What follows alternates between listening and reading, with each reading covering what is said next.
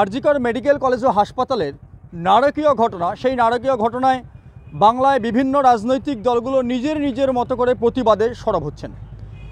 বাম এবং বিজেপি তারা তো দাবি করছেন যে পুলিশ মন্ত্রী অর্থাৎ রাজ্যের মুখ্যমন্ত্রী মমতা বন্দ্যোপাধ্যায়কে ইস্তফা দিতে হবে। তিনি ইস্তফা দিলেই কি শেষ সমাধান, সব কিছুর সমাধান পাওয়া সম্ভব? অবশ্য এ বিষয়ে আমরা যেহেতু সেখানে একজন নারী, একজন মহিলার প্রাণ গিয়েছে, আমরা মহিলাদের সঙ্গেই কথা বলবো। আপনারা আমাদের সঙ্গে থাকুন। দিদি, আরজিকরের যে ঘটনা, মর্মান্তিক ঘটনা, সেই ঘটনাটাকে আপনি কীভাবে দেখছেন? না, ভীষণ দুঃখজনক।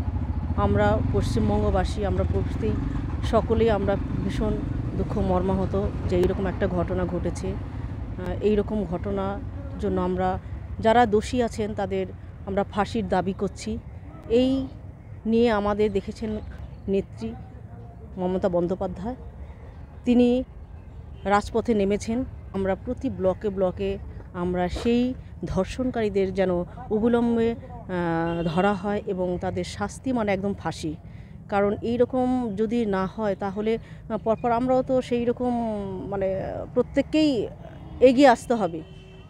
আমরাও এগিয়ে এসেছি, আমরা অবশ্যই দোষীদের শাস্তি চাই। এর পাশাপাশি একটা বিষয়, আপনারাও তো নারী, আপনারা কি এ বাংলায় সুরক্ষিত? না, অবশ্যই সুরক্ষিত। দেখুন, একটা ঘটনা হয়েছে, আগেই বলছি আমরা সকলেই খুব মর্মাহত, ভীষণ দুঃখজনক যে এরকম ঘটনা ঘটেছে।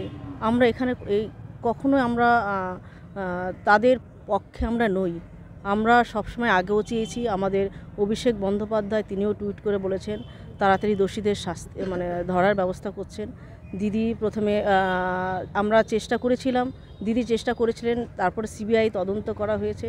আজকে সিবিআই তদন্ত, দুদিন হয়ে গেল সিবিআই তদন্ত করেছে, কিন্তু তাও কোনো কিছু ধরা পড়ছে না।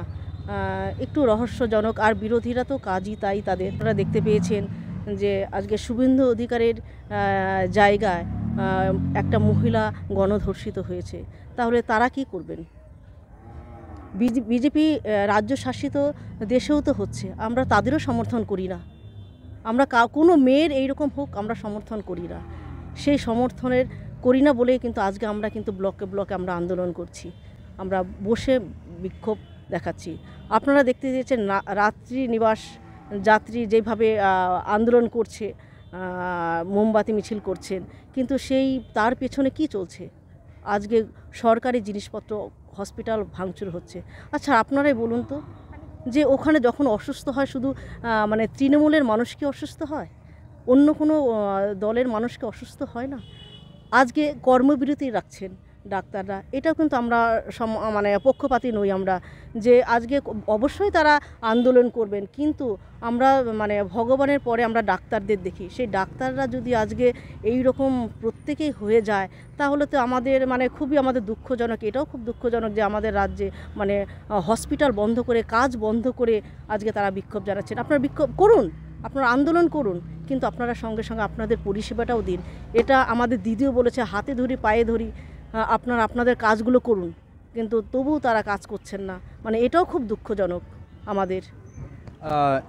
বিশেষ করে বিরোধীরা যখন শাসক দলকে তীব্রভাবে আক্রমণ করছেন যে মমতা বন্দ্যোপাধ্যায়ের জামানায় এই ধরনের ঘটনাগুলো ঘটছে, সেই সময় আপনারা মহিলারা আছেন একটু দেখুন, বিরোধীরা তো বলবে ওদের কাজে তাই। বললাম তো, গতকাল যে ঘটনা ঘটেছে তার জন্য তারা কি করছেন? তারা চুপ আছেন কেন এখনও?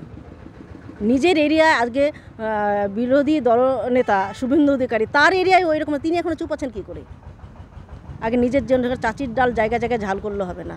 কিছু বললেই আজকে এরা আসলে কি, এরা একটা অজুহাত খুঁজতে চেয়েছিল, খোঁজার চেষ্টা করেছিল। যে যাই হোক, বললাম যে আমরা কখনো সমর্থন করি না। আমাদের ডাক্তার যিনি এইভাবে ধর্ষিত হয়ে মারা গেছেন, খুবই দুঃখজনক। কিন্তু একে নিয়ে রাজনীতি করতে চাচ্ছে এরা। পাশে বাংলাদেশ রয়েছে, আপনারা দেখতে পাচ্ছেন যে এখনও সেখানে উত্তাল পরিবেশ। তারা চেয়েছিল যে মমতা বন্দ্যোপাধ্যায়কে সেইভাবেই এই একটা ইস্যুকে সামনে পেয়ে রেখে এরা অরাজনৈতিক বলে তারা আন্দোলন করছে, কিন্তু সেই আন্দোলনের নাম করে ভাঙচুর।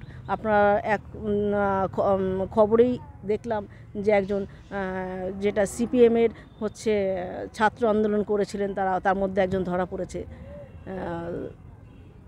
তাহলে বুঝুন কারাই করেছে, তারাই করছে, কিন্তু আজকে নাম দিচ্ছে দিদির। কিন্তু এইভাবে হবে না। আমরা মমতা বন্দ্যোপাধ্যায়ের প্রত্যেকটা ঘরে ঘরে সৈনিক রয়েছে, আমরাও চুপ থাকবো না। আজকে কিছু কিছু বললেই আজকে দিদির গলা চেপে ধরবে, একদমই আমরা এগুলো মানব না। আপনারা সঠিক পথে চলুন, সঠিকভাবে আন্দোলন করে আপনাদের সঙ্গে সবাই থাকবে, কিন্তু আন্দোলনের নাম করে এই রকম রাজনীতি করতে আসবেন না, এটাই বলবো।